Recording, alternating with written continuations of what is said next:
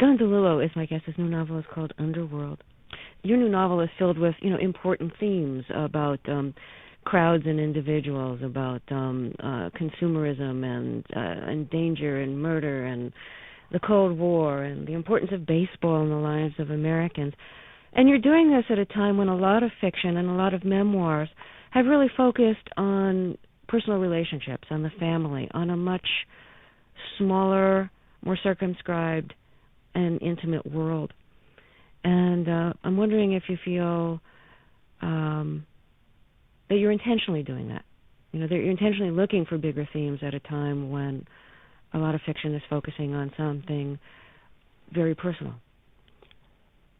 Fiction will always explore those small and semi-concealed corners of experience, and it should, and it will, but my own fiction tends to be drawn to the wider culture.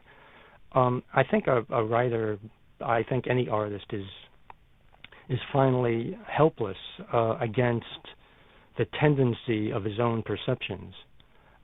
Basically, I do what I'm driven to do.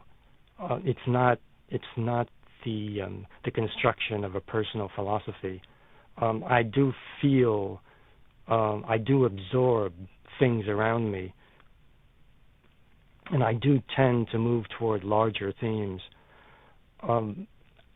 things that could not have been written by writers working 30 or 40 or 50 years ago, because these things did not exist in the world in the way in which they do now.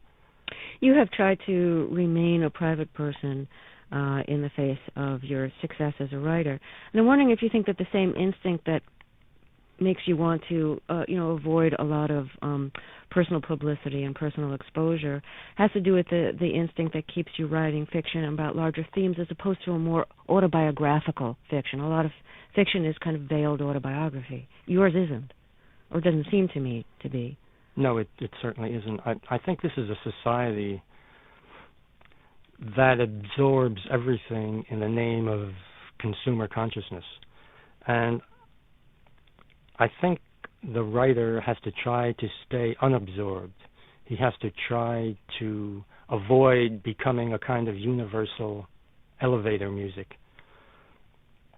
He has to maintain a certain tacit opposition to the corporation, the state, the whole process of consumer consciousness, of white-hot consumption and instantaneous waste.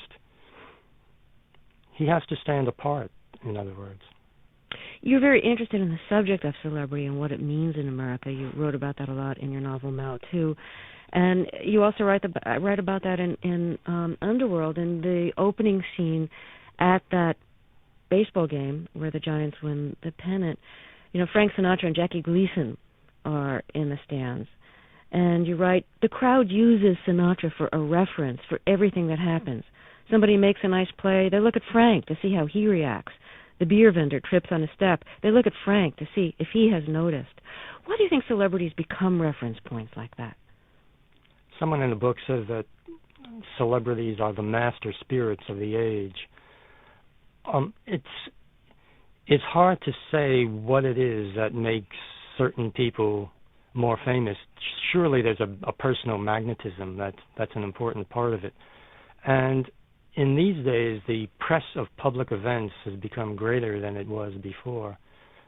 And there's a kind of hunger for transcendence. And it is first and foremost the famous person, the celebrity, even the empty celebrity, who satisfies this urge. Celebrities take us out of ordinary life and into a kind of specious higher state. Don DeLillo, thank you very much for talking with us. You're welcome.